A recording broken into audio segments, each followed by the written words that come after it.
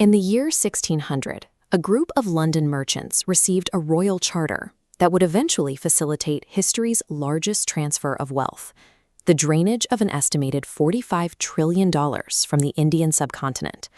A private, shareholder-owned business orchestrated this massive extraction, operating independently of any sovereign government for nearly 2 centuries.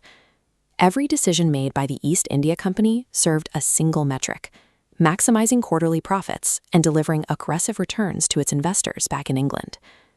The conquest of India is best understood through the lens of business history. It stands as the most ruthless corporate hostile takeover ever recorded. Global market conditions shifted in 1453, when the Ottoman Empire seized Constantinople.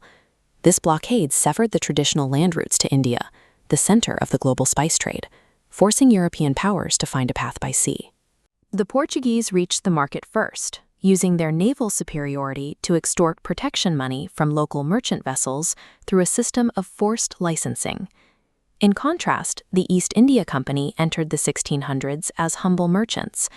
They sent diplomats to the court of the Mughal Emperor Jahangir, petitioning for tax exemptions and basic trading rights from a position of relative weakness. They requested permission to establish factories. These functioned as fortified warehouses rather than manufacturing centers, allowing the company to stockpile goods and establish a permanent base of operations on the coast. This early restraint was a calculated move. The company spent decades building infrastructure and waiting for the dominant Mughal monopoly to show its first signs of internal collapse. As Mughal authority fragmented in the 18th century, the company targeted Bengal, the subcontinent's most prosperous province and its most volatile political market.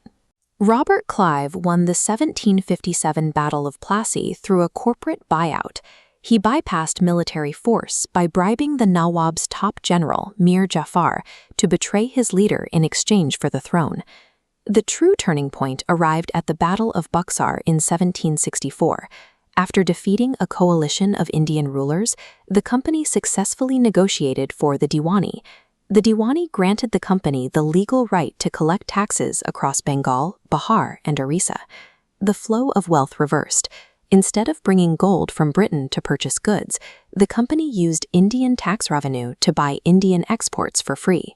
A private firm now possessed the authority to tax millions of citizens.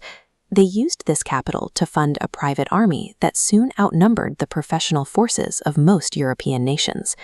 By 1835, the company had transitioned from a trading firm into a sovereign power, issuing its own currency and maintaining its own self-funding administration. To achieve a total market monopoly, the company turned its attention toward regional competitors like the Kingdom of Mysore and the Maratha Confederacy. Lord Wellesley utilized the subsidiary alliance as a tool for expansion.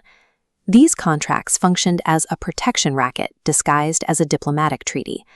Under the terms, Indian rulers were forced to pay for British troops stationed within their borders and surrender their right to independent foreign diplomacy. The company engineered the costs to be unsustainable. When a kingdom inevitably defaulted on these protection fees, the company seized their land as a debt payment. This system of legal extortion allowed the East India Company to swallow vast territories and liquidate rival states while minimizing the costs of direct warfare. By the 19th century, the focus shifted from land acquisition to the operational restructuring of the subcontinent for maximum financial extraction. Lord Cornwallis established a rigid steel frame bureaucracy. This administrative state enforced company policy while explicitly barring Indian citizens from holding high-level positions within their own government. The company implemented land revenue systems that functioned as automated algorithms for profit. Policies like the permanent settlement locked in tax targets that had to be met regardless of crop yields or economic conditions. The 1794 Sunset Law mandated that if a landlord failed to deliver the tax by the final raise of a specified day, their ancestral property was instantly auctioned off to satisfy the company's bottom line. These measures destroyed the traditional foundations of Indian society, replacing local governance with a machine optimized solely to meet corporate revenue projections. In Bengal, the company operated a dual government. They retained 100% of the tax revenue, while assigning all civic responsibilities to a defunded puppet Nawab who lacked the resources to govern. During the 1770 Bengal famine, this system produced a human catastrophe. 10 million people, 1/3 of the population, starved to death. While starvation decimated the province, the East India Company increased taxes by 10% to ensure their shareholders didn't see a dip in profits during the crisis. Later initiatives, including the shift to English education, functioned as long-term personnel strategies. The company needed to mass-produce a class of local clerks trained to manage the lower levels of their vast administrative network. For 2 centuries, the East India Company prioritized the liquidation of a subcontinent over the governance of its people. Modern India emerged from the wreckage of history's most devastating corporate monopoly.